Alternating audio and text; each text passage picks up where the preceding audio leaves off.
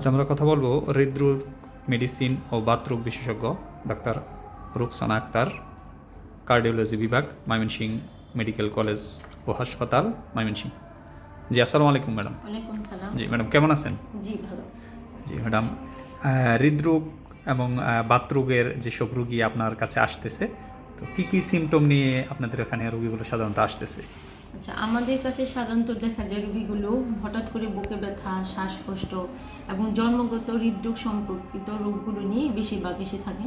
আমরা এখানে তাদেরকে সর্বাধুনিক চিকিৎসা দেওয়ার চেষ্টা করি, বিশেষ করে মহিলা রোগী যারা আছেন এবং যাদের হার্টের সমস্যাজনিত রোগগুলো নিয়ে আসেন, তাদেরকে আমরা বিশেষ করে সর্বোচ্চ প্রাইভেসি মেনটেন করে আমরা ইকো করার চেষ্টা করি এখানে। তাছাড়া এখানে 24 আওয়ার্স আমাদের ইসিজি, ইকো, ইটিটি এবং ল্যাবের অত্যাধুনিক ল্যাব সেবাগুলো আমাদের 24 ঘন্টা এখানে অ্যাভেলেবল থাকে।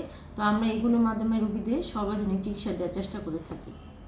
তো ম্যাডাম, সাধারণ মানুষদের উদ্দেশ্যে আপনাদের পরামর্শটা কি থাকবে?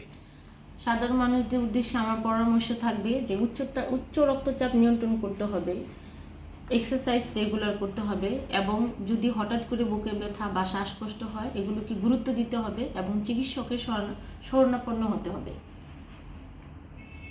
ধন্যবাদ ম্যাডামকে সুন্দর পরামর্শ দেওয়ার জন্য। আসসালামু আলাইকুম। জি, আপনাকেও ধন্যবাদ।